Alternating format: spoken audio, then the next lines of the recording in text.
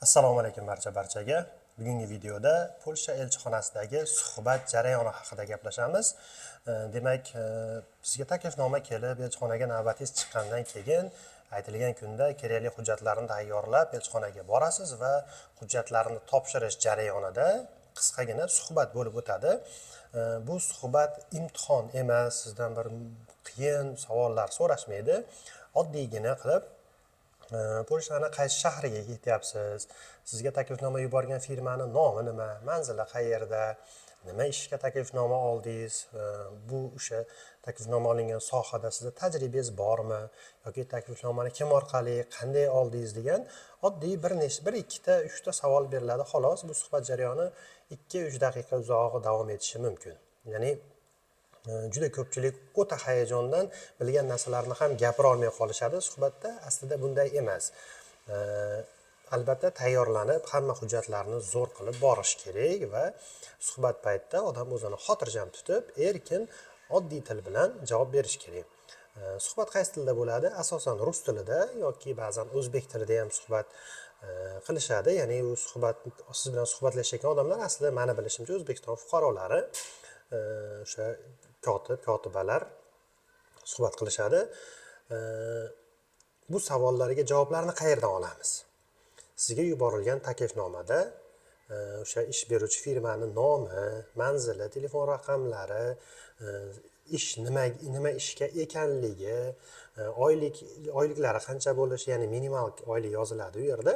Oyliklar qancha bo'lishi barchasi yozilgan bo'ladi, lekin suhbat jarayonida siz erkin, bemalol javob berishingiz uchun o'sha sizga taklifnoma yuborgan firma bo'ladimi yoki biron tanishingiz yoki Polshada yurgan biron odam bo'ladimi, albatta konsultatsiya berishi shart. Misol uchun sababi u yerdagi yozuvlar, masalan, firma nomi, uni manzillari polyak tilida yozilgani uchun uni talaffuzi boshqacharoq bo'lishi mumkin-da, yozilganidan boshqacha o'qiladi, chunki polyak tilida ayrim ketma-ket undosh harflarda kelishi bor. Shuni hisobiga siz noto'g'ri talaffuz qilmasligingiz uchun sizga taklifnoma yuborgan odam bu masalada albatta konsultatsiya berishi shart va yana viza olishga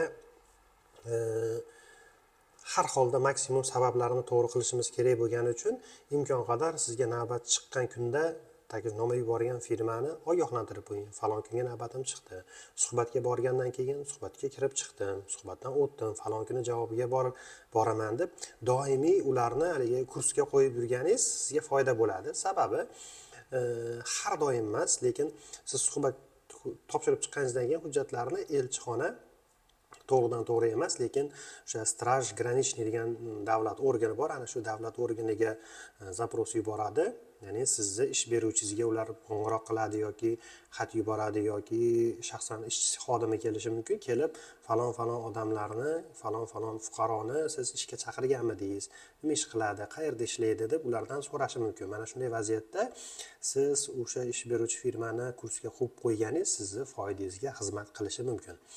Albatta umumiy tajribadan kelib chiqib, suhbatda zo'r javob berib, отказ olgan holatlar bo'lgan yoki suhbatda qiynalib, to'g'ri javob bera olmay viza olgan holatlar ham bo'lgan. Lekin bu degani suhbatga tayyorlanmaslik kerak deganini anglatmaydi. Albatta har bitta harakatlaringizda sabablarini chiroyli qilib, keyin natijasiga tavakkal qilinadi. Ko'pincha o'sha rus tilida bo'ladi suhbat va bunga tayyor bo'lib borish kerak. Ba'zilar o'zbek tilida gaplashsam ham bo'ladimi deydi. Ha, bo'ladi, lekin til bilish sizga nafaqat suhbat jarayonida, balki Polshaga kelgandan keyin ish jarayonida ham juda ham muhim bo'lgan nimalardan biri. Til bilmasdan qiynalasiz ishlashda. Shuning uchun o'zingiz uchun ham tilni o'rganishingiz kerak. Endi bu suhbat jarayonlari bir necha yillar davomida har xil bo'lib o'zgarib borgan. Masalan, 2019-yillarda biz o'sha viza olgan paytimizda hujjatlarni o'sha ko'shkga topshirib, yonidagi xonada konsulni o'zi bilan yuzma-yuz suhbat bo'lgan. O'sha eski paytlarda viza olgan tanishlaringiz bo'lsa, so'rasalaringiz aytishadi. Keyinchalik o'sha pandemiya boshlangandan keyin o'sha kasallanish darajasini kamaytirish uchun konsul suhbat qilmay qo'ydi. Faqat o'sha ko'shk orqali hujjatlar topshirilayotganda o'sha kotibalar suhbat qiladigan rejimga o'tgan edi. Lekin mana shu yili 26-yanvar kuni bir hamyurtimiz, tanish odam Polshaga avtobus haydash uchun taklifnoma qilib bergan edik.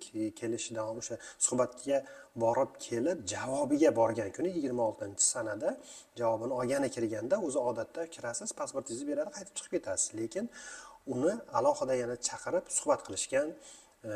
Bu sohada tajribam bormi o'zi? U san ketayotgan shahar Polshani qaysi hududda joylashgan, qaysi shaharlarga, qaysi davlatga chegaradosh deb qo'shimcha bir nechta savollarni so'ragan u odamdan. Albatta u javob bergan, Polshani Shetsin shahri, Germaniya bilan chegaradosh, Boltiq dengiziga yaqin joyda joylashgan shahar. Bu sohada falon yillarda falon joylarda ishlaganman deb aytgan. Aytganidan keyin polyak tilini bilasanmi deb so'ragan. Yo'q, bilmayman, rus tilini yaxshi bilaman va u yerda hamkasblarim ishlashadi va ular o'sha rus tilida dispetcherlar, boshqalar rus tilini biladigan odamlar deb aytishdi va ishlash jarayonida sekin-sekin polyak tilini o'rganasan deb aytishdi deb xullas bir qancha chuqur javob bergan. Va mana shundan keyin o'sha chiqib turing deb turib, o'sha joyni o'zida viza bosishgan. Va o'zi odatda vizani javobini borganingizda, pasportingizni olganingizda viza bosilgan bo'lsa, deylik, masalan 26-kuni javobiga borgan bo'lsangiz, bir 2-3 kun, 4 kun avval viza bosilgan bo'ladi. Ya'ni vizani amal qilish muddati, boshlanishi, tugash sanasi va viza bosilgan sana bo'ladi.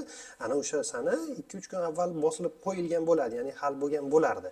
Lekin ana shu odamni men o'sha vizasini rasmini, viza olib chiqayotgancha vizasini rasmini tashlaganda aynan o'sha 26-kunga sana turibdi. Ya'ni o'sha keyingi chaqirib suhbat qilgandan keyin bosilgan viza. Ya'ni o'sha keyingi chaqirgandagi jarayondagi suhbat ham rol o'ynagan demoqchiman. Bu hammada ham bo'lmasligi mumkin, balkim bu haligi donali holatdir. Kimlardir mana shunday qilib balkim so'rab qo'yar. Bu doimiy davom etmas, lekin mana shu narsalarga albatta tayyor bo'lish kerak demoqchiman. Chunki ozmi ko'pmi pul sarflayapti ko'pchiligi. Undan tashqari vaqt kutilyapti, qancha mana shuni kutib asablar ketyapti va shunga yarasha natija yaxshi bo'lish uchun barcha sabablarni qilish kerak.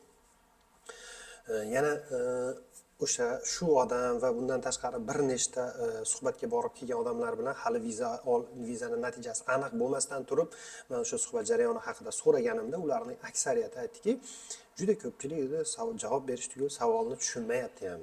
Ya'ni tilni tushunmagan yoki o'sha joydagi baribir to'g'ridan to'g'ri ovoz emas, mikrofon orqali ovoz kelgani uchun u kolonkani sifatidandir, balkim yaxshi eshitishmagandir. Umumiy olganda xullas savolni tushunishmadi ham va unga tabiiyki javob berish ham zo'r bo'lmagan. Mana shu holatlar ham balkim atkazlarga sabab bo'layotgandir. Shuning uchun agar siz qaysidir firmaga $1,500,000 bergan bo'lsangiz, bu sizga vizani kafolatlab bermaydi. Ya'ni suhbatga albatta tayyorlanib borish kerak. Ko'pchilik kiyinish masalasida so'raydi, qanaqa kiyinsam bo'ladi suhbatda deb. Har doim oddiy hayotda qanday kiyinsangiz o'shanda kiyining. Ya'ni alohida bir kostyum galstuklar taqib borish shart emas demoqchiman. Yoki juda ham bir xarob holda ham borish shart emas. Qo'pol qilib aytganda, sababi har holda bu davlat organi, bir davlatning konsullik idorasi hisoblanadi. Shunga yarasha tayyorlanib borish kerak demoqchiman. Xo'p, yana nima? Suhbatda albatta til masalasini aytdim. Rus tilida imkon qadar javob berishga harakat qilinglar. Suhbat jarayoni vizaga qanchalik darajada ta'sir qiladi, qilmaydi? Bundan qat'iy nazar baribir sabablaridan biri bo'lgani uchun bu jarayonni qilishimiz kerak, tayyorlanib borishimiz kerak. Menimcha suhbat haqidagi umumiy fikrlar shu. Bu juda ham qiyin jarayon emas. Bemalol tayyorlanib borsalaringiz bo'ladi. Va videoni ko'rib turganlar orasida suhbatga kirib chiqqan, viza olgan yoki atkaz bo'lganlar bo'lsa, o'zlarining tajribalari bilan izohlarda yozsalaringiz, keyingi kiradigan odamlar uchun albatta bu ham bitta tajriba bo'ladi. Ular o'sha balkim qaysidir xatolarni qaytarishmaydi va o'ylaymanki, viza olishlariga qaysidir ma'noda siz, men va boshqalar hissa qo'shgan bo'lamiz. E'tiborlaringiz uchun rahmat. Sog' bo'linglar.